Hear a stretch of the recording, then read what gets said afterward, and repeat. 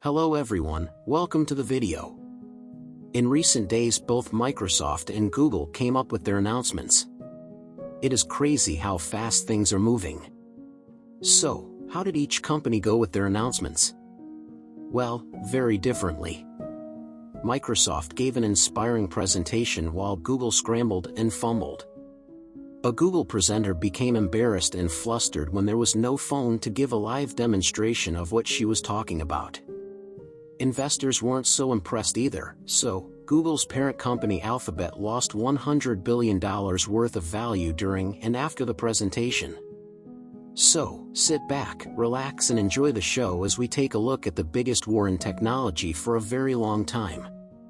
Admirations for Google and what they've done, and they're an unbelievable company. They're the 800-pound gorilla on this, which is what they are, and I hope that with our innovation, they will definitely want to come out and show that they can dance, and I want people to know that we made them dance, and I think that'll be a great day. The race for AI dominance is heating up. On February 7th, Microsoft fires the first shot across the bow of Google. They unveil their grand plan for AI. And then the next day Google shoots back and unveils their AI. To say that both presentations were unequal would be an understatement. So, let's start with Microsoft. CEO Satya Nadella takes the stage. He talks about every walk of life is beginning to be changed by AI, then goes on to talk about the 3 stages of the web, its birth on PCs and servers, then mobile and apps, and then the next phase will be AI. Satya and the rest of Microsoft have begun to see an issue with search. The fact is search hasn't changed in 20 years, and some people think that Google has gotten even less accurate lately because of SEO keyword stuffing. Microsoft's new Edge browser and Bing will be able to do 3 new things: answer your questions, chat with you, and create new things. To highlight some interesting insights into the current shortfalls of search, they mention the statistics that 40% of people search for something and immediately click back out of the result that they got. This means that they can't find what they're looking for, and they calculated that about half of all searches don't get the answers that you want. Most of these are very specific queries based on your personal situation. Microsoft showed a chart highlighting the issue. You've got search on the x-axis and generative AI on the y-axis. The new Bing will bridge that gap between the two, giving you the power of traditional search with the helpfulness of the good people on Reddit. This chart specifically reminds me of the unveiling of the iPod and iPhone, where Steve Jobs clearly laid out a gap in the market and showed where a new product could fit in to solve it. I think this chart might be historic in the same way. So, getting onto the new Bing itself, it's running on AI that is next-gen OpenAI large language model that is much more powerful than ChatGPT and tuned specifically for search. In the presentation, Microsoft states that because they already have a search engine, they can now use back-end web indexing and data to efficiently and directly tie into the new version of ChatGPT. So, onto the new Bing interface. When you type a complex query, you'll get the typical results on the left, and on the right, you'll get a synthesized answer with sourcing. You can ask about current events or future events and get the same experience. A particularly cool example was asking if a specific seat from IKEA would fit in a 2019 Honda Odyssey. The love seat from IKEA is going to fit in the back of my Honda Odyssey. And what you'll see is Bing can actually find the dimensions of the love seat, the interior space of the car, and then make an estimation as to whether it will fit. In this case, I'm choosing an example of where Bing does not know the answer. And we know that we can't be definitive about it. And the reason I'm doing that is because we know we won't be able to answer every question every time. But Bing can still provide some helpful information, as you can see on this answer. We also know we'll make our share of mistakes, and as we begin to roll this out. So we've added a quick feedback button at the top of every search so that you can give us feedback and we can learn. But this was just the beginning. The main feature was the new chat section. Search with your own personal helper to help you refine your query until you get exactly what you're looking for. This comes in handy for activities like trip planning and shopping research. Let's start with shopping. So I'm going to look for a 65-inch TV. We give you a good set of answers, but now I want to refine this query. So I can do that by going to chat. Now I can either swipe up with my fingers or look up here at the top of the screen. We have now a new chat scope. And with that, with one click, you are now into chat. Look how beautiful that is. Search to chat, just so seamless. So you can just talk to it. You can just ask for it. So in this case, let's say I'm going to ask for a gaming optimized TV. All I have to say is, which of these are best for gaming? And we remember all of the context. Since we know you're asking about gaming TVs, we pull out, oh, this one has a game optimizer, this has game mode, and so we make that really helpful. I'm on a budget. I'll ask it to adjust it for which one of these is the cheapest. Here, I didn't know you could get a flat screen for under $500, but that's a good deal there on Bing if you're looking for a TV. Engadget elaborates a bit more about how the experience was. Basically, think of this layout as the physical manifestation of what Microsoft is calling your AI co-pilot. In here, you're encouraged to be way more conversational than you would be with, say, Bing's regular search bar or even a Google search. So after you get your initial round of answers from Bing, you can follow up with questions without every little bit of the keywords or context that you provided earlier, and the system will still know what it is that you're talking about. In fact, it'll keep all the context until you hit that sweep or the broom icon to the left of the input field to start a new topic and clean the slate altogether. So, Microsoft has also added AI to their Edge. In the browser, you can, for example, pull up a PDF, ask questions about it, summarize it, and compare it to other stuff on the web. Just take a look, it's pretty mind-blowing. You're going to notice now that we've integrated Bing in a really cool new way. Let me show you. I'm browsing around in my new Edge browser, and I want to read Gap's quarterly report. And up comes the 15-page Gap PDF. It's pretty long. I won't have time to read all that. What I'd love is a summary of the key points. With one click, I can open up the sidebar. I can use chat in Edge to simply ask it to give me the key takeaways of the page I'm on. So I'll just say key takeaways from the page, and Bing and AI can now read that PDF, and look how great. It comes up with the summary of the key points here. Very, very cool, a massive time savings. But now I want to compare this with, say, Lululemon, who also has their third quarter earnings. Bing can now call out to the web, pull information from outside of this page, bring it into Edge, compare it with the information that's on this page, all within Edge. And I asked it to do it in a table. And look how amazing this is. Just like that in one table, I can get an answer to this question. Think about how much time that would have taken otherwise. I really do have to say that's great execution by Microsoft. There's also a new Compose tab where you can generate whatever content you'd like by specifying the tone, length, and other parameters. So, if you still couldn't see it with ChatGPT, there's no longer any doubt that the world has just changed. It's the summation of human knowledge squeezed into an AI, or at least the start of that process. Just stop and think about how we're living through history. So what was Google's answer? Unfortunately for Google, everything got off to a horrendous start. New, highly touted AI chatbot Bard has already made a boo-boo. The very first advertisement for Google's Bard showcased it giving a wrong answer. After Fortune reported the incident, Alphabet's share price began to slide. The ad, Bard is given the prompt, quote, "What new discoveries from the James Webb Space Telescope can I tell my 9-year-old about?" Bard responds with a number of answers, including one suggesting the JWST was used to take the very first pictures of a planet outside the Earth's solar system, or exoplanets. This is inaccurate. The error was spotted hours before Google hosted a launch event for Bard in Paris, where a Google senior executive touted Bard as the future of the company.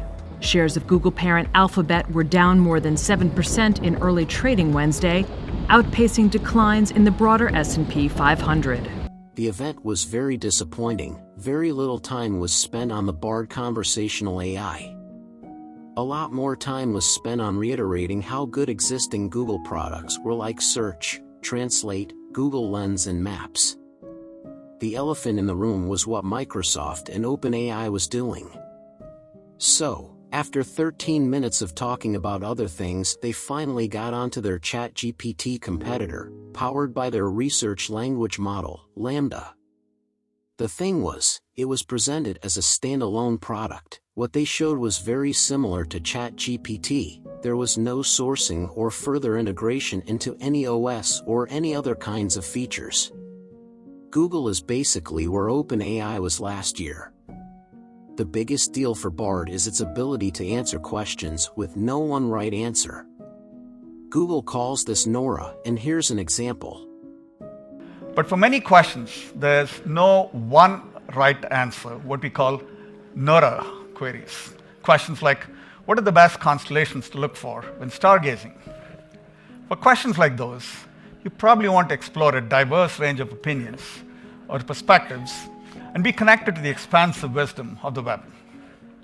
That's why we bring in the magic of generative AI directly to your search results. So soon, if you ask, what are the best constellations to look for when stargazing? New generative AI features will help us organize complex information and multiple viewpoints. And then of course the infamous moment of the presentation. Presenter Liz Reed was about to demonstrate multi-search, a new Google Lens feature, and this is what happened. Bought a floral pattern shirt, but you want it in bleu rouge instead. You can use multi-search for that too. Let's see how that works with a live demo. Ooh. We are missing the phone. We will have to.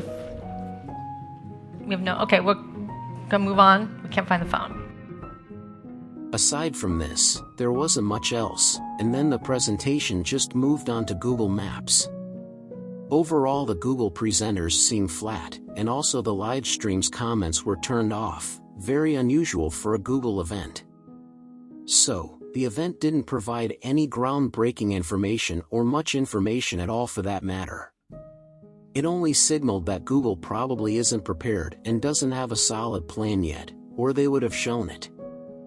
In my opinion, they just shouldn't have done the event. As mentioned, $100 billion of stock value was lost due to their poor performance. Of course, markets are volatile and it's probably going to bounce back, but it is an indication of what investors immediately thought. Google, no doubt, will probably regroup and figure something out. There just isn't really another choice for the company. Satya seems genuinely very calm, cool and collective about the whole thing. Most profitable, large software business is search. So I look at this and say, look, I just have to earn one user at a time, an incremental GM. I've never, ever felt this liberated in terms of opportunity in the days ahead. So I'm very excited about innovating, meeting the needs, knowing that the search category is the most profitable and large category. Just on Windows, Google makes more money on Windows than all of Microsoft. So that alone should sort of give us the impetus to really go after this. There's a great interview by the Wall Street Journal where he behaves like he's just stumbled across a gold mine, and I don't blame him. Grounded in the fact that, Google dominates this space. I feel like a new race is starting with a complete new platform technology. I'm excited for the users to have choice finally and a real competitive race out there. How are you thinking about monetizing this? The last time I checked, search was the most profitable category there is on planet Earth. So therefore, all I need is a few more users, and someone else that I'm competing in has to keep all of their users and all of their gross margin. I'm looking forward to that. Our intent is to do that, which is to put stuff out there with safety, but at the same time realizing that we are going to have to think about safety as an ongoing responsibility, not a one-time responsibility. There's a lot of fear that AI is going to take our jobs, replace us. Is that unfounded? And how do you think about tools like Bing now and how we use it in the job market?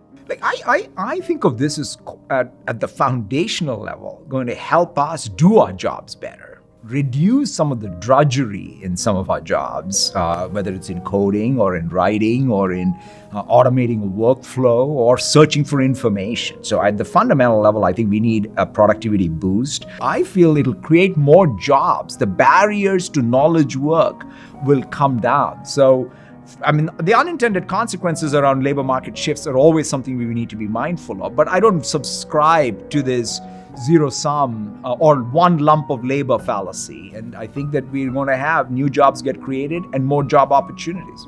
What about this guy? Does Clippy haunt your dreams?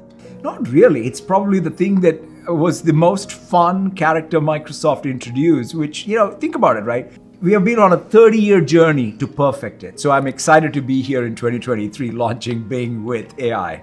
So, one of the key things in the story is that Microsoft has little to lose, but Google has everything to lose. Satya told the Financial Times that search has changed forever and Google has to defend their entire market share. So, what about the wider discussion? What about the jobs that will be replaced? Interesting to see how publishers and content owners react to this. The chat answers are more advanced than the simple query answers that we see in search engines today, and it's clear that people will click on links less, even if Bing is clearly sourcing information here. There are about 1 billion questions that can be raised from this moment in history. Will there be lawsuits from news sites overusing their content? What about political bias and censorship? What about all the unintended consequences? Time will only tell. I can only hope that the benefits outweigh the risks, and on the bright side, it's obvious to see that there is a large benefit here. I think the next wave to excite everyone would be an audio version of this, a smart AI assistant that has actually good voice synthesis. That's the next step. So, in conclusion, even just a year or two ago nobody would have thought that Google would be in this position. From their presentation, it looked like they were unprepared and they weren't integrating Bard as well as ChatGPT was being used. But that's just me. What do you guys think? Anyway, so, that's an update to the beginning of the AI war. I'll be interested to know your thoughts. Anyway, thanks for watching. If you did like this episode, drop a like and share this video. Bye-bye.